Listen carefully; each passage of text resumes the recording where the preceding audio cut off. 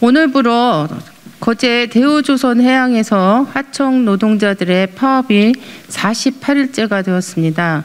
저희 민주당의 을지로위원회에서는 지난주에 거제를 직접 방문해서 농성 현장 노동자도 만나고 노측과 사측 대표 만나서 간담회를 진행했습니다. 그리고 어제는 을지로위원회 차원에서 그 산업은행 임원진들과 간담회를 진행하면서 이 장기화되고 있는 대우조선 그 노동자들의 파업 투쟁을 원만하게 합리적으로 해결하기 위한 해법을 만들기 위해서 지금 최선을 다하고 있습니다. 그런데 47일째가 되는 어제야 윤석열 정부는 그동안 뒷짐을 지고 있다가 비로소 관계장관 회의를 소집하고 어제와 오늘 연이어 이틀 동안 불법 파업을 더 이상 참을 수 없을 만큼 그동안 참아왔기 때문에 용납할 수 없다. 이런 식의 입장 표명을 하고 있습니다. 이에 우리 더불어민주당 의원들과 을지로위원회는 대우조선 노조의 현 사태가 모두도 감당할 수 없는 그런 불행한 사태로 발전하기 전에 합리적인 해결 방법을 찾도록 정부에 촉구하고 더불어민주당의 역할을 국민들께 밝히고자 이 자리를 만들었습니다. 저희들 대우조선 사태에 대한 입장문을 낭독하도록 하고 그 다음에 우원식 의원님의 발언을 듣도록 하겠습니다. 사태를 파국으로 초래할 정부의 강경 일변도 담화를 심각히 우려한다. 어제 기획재정부, 법무부, 행정안전부, 산업통상자원부, 고용노동부, 국무조정실이 합동으로 발표한 대우조선해양 사태 관련 관계부처 합동 담화문은 열악한 환경에서 고통받고 있는 하청 노동자의 입장이나 사태의 합리적 해결을 외면한 채 공권력 투입만 암시하는 하청 노조에 대한 경고장이다. 특히 사실관계를 왜곡하면서까지 하청 노조의 불법 행위를 강조하여 국민들로 하여금 하청 노조에 대한 부정적인 인식을 높이려는 시도를 심각히 우려한다.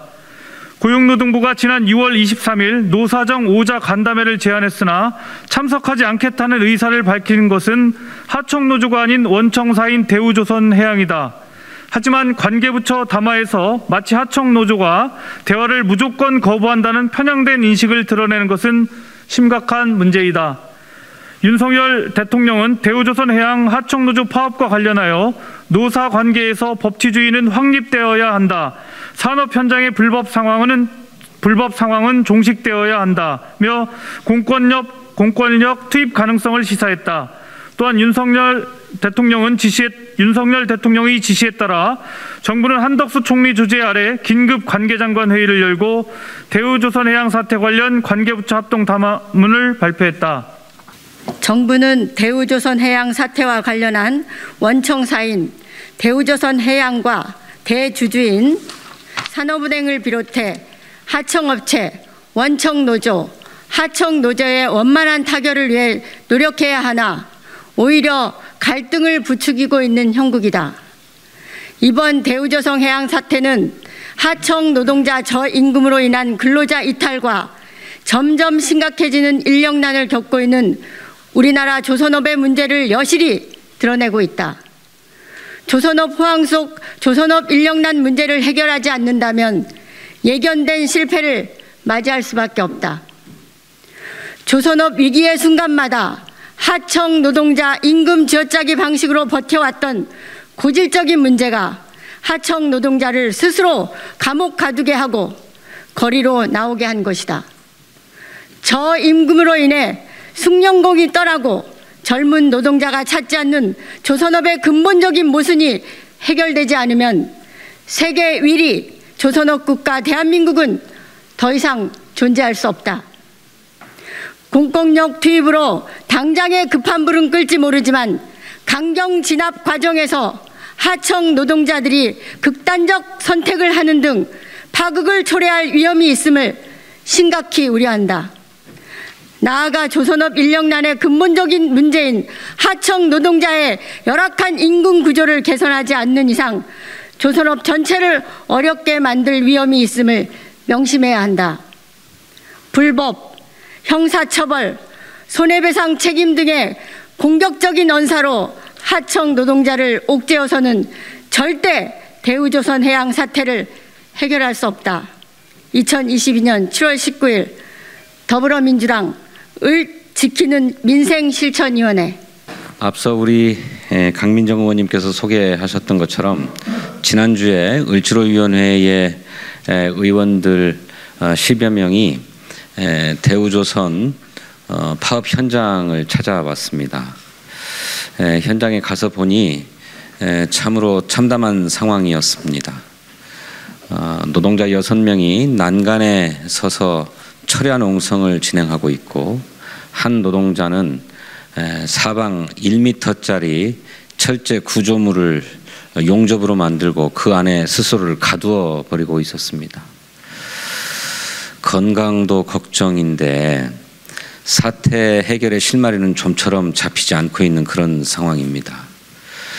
그런데 윤석열 대통령이 이 문제의 심각성을 인식하고 정말로 대화로 사태를 해결하는 데 나설 줄 알았더니 당장의 불법으로 규정하고 그에 발맞춰서 관계 장관들은 금방이라도 진압을 할 것처럼 작전 계획을 짜는 듯한 모습을 보이고 있어서 정말 우려스럽습니다.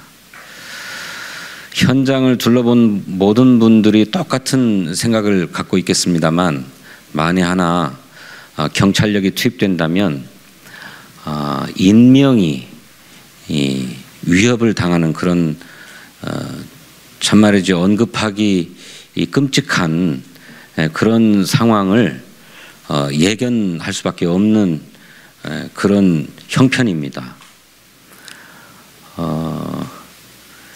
일거에 진압도 안 될 뿐만 아니라 진압 과정에서 노동자들 스스로가 극단적인 선택을 할 수도 있고, 설령 그렇지 않다 하더라도 현장 자체가 너무나 열악해서 예기치 않은 불상사가 일어날 그럴 조건이라고 하는 것입니다. 노동조합은 파업이 장기화됨에 따라서 어떻게 해서든 회사 측이 성의를 발휘한다면 타협할 용의가 있다는 의사를 누차 알려왔습니다.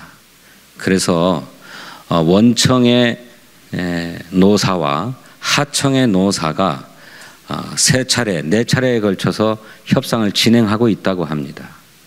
자세한 내용은 서로 공개하지 않으니 알 수 없지만 뭔가 대화가 계속되고 있어서 정부가 열악한 조선업계를 뒷받침하겠다고 하는 정책적 결단을 하고, 또 원청과 하청이 통크게 결심하고 또 노동자들도 한 발 양보한다면 대화로 이 문제가 해결될 가능성이 아주 없는 것은 아닙니다.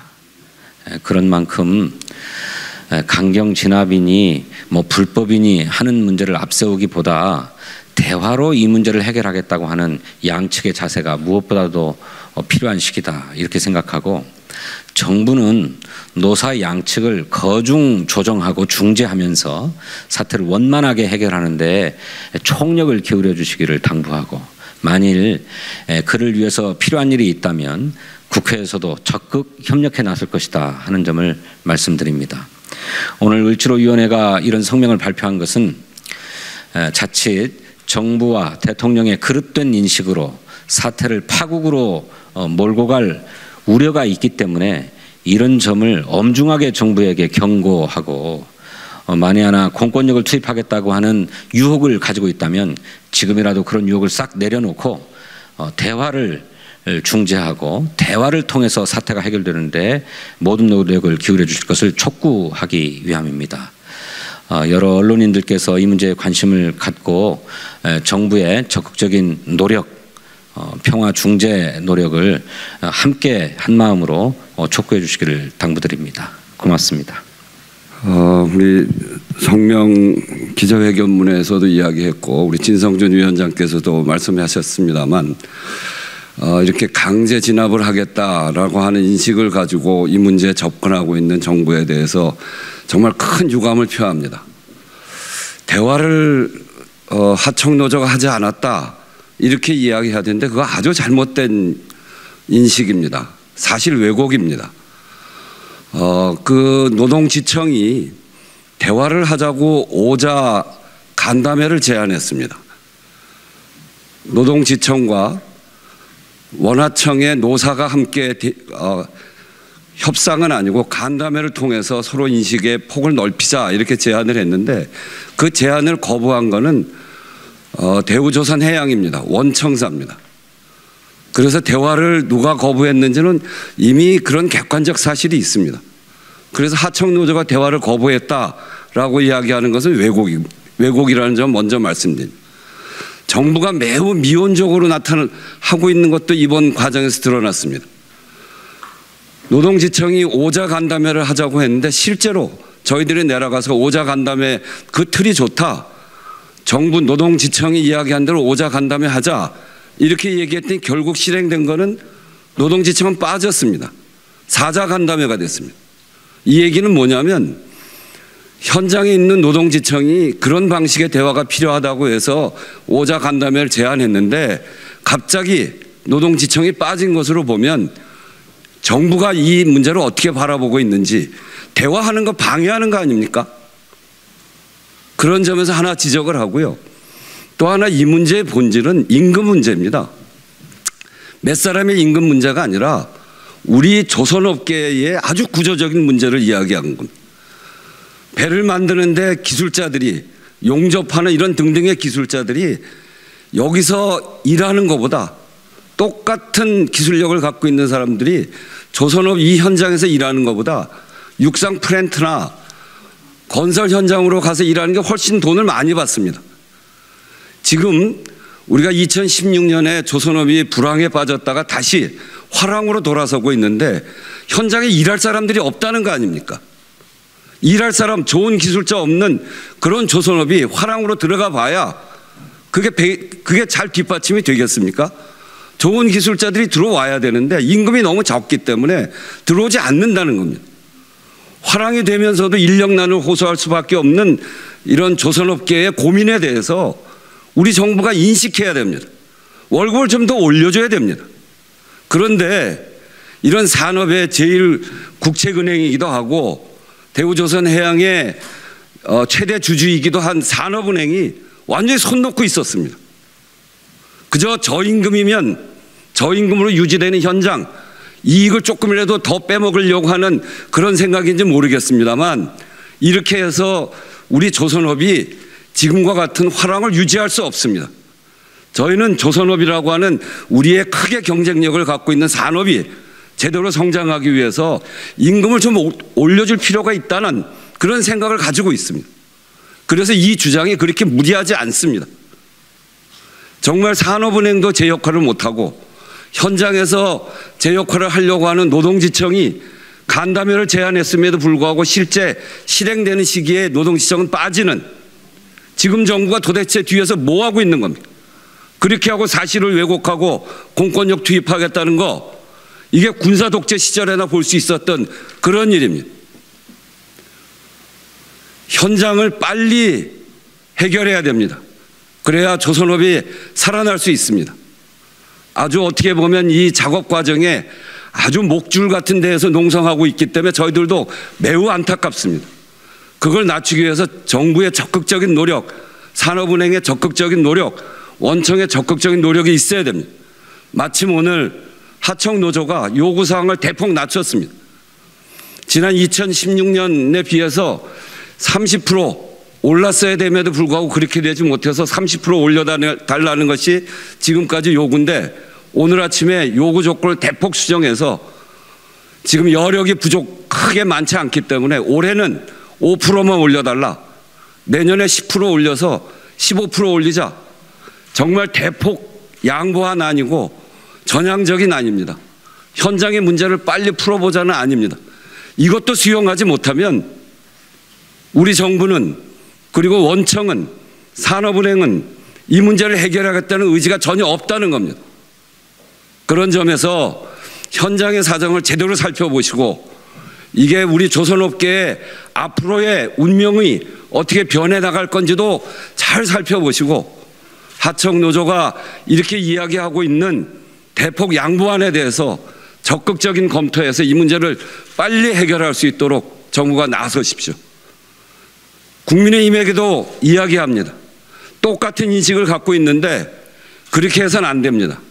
정당은 그리고 정치는 사회 갈등을 해결하고 양쪽의 의견을 잘 수렴시켜서 갈등 없이 풀어나가야 될 그런 의무가 있습니다. 그저 진압하고 탄압하고 그렇게 눌러버리면 되는 일이 아닙니다. 국민의힘도 이 문제를 풀기 위해서 집권 여당으로서 책임 있는 자세가 꼭 필요하다 이렇게 말씀드리면서 제 얘기를 마치도록 하겠습니다. 감사합니다.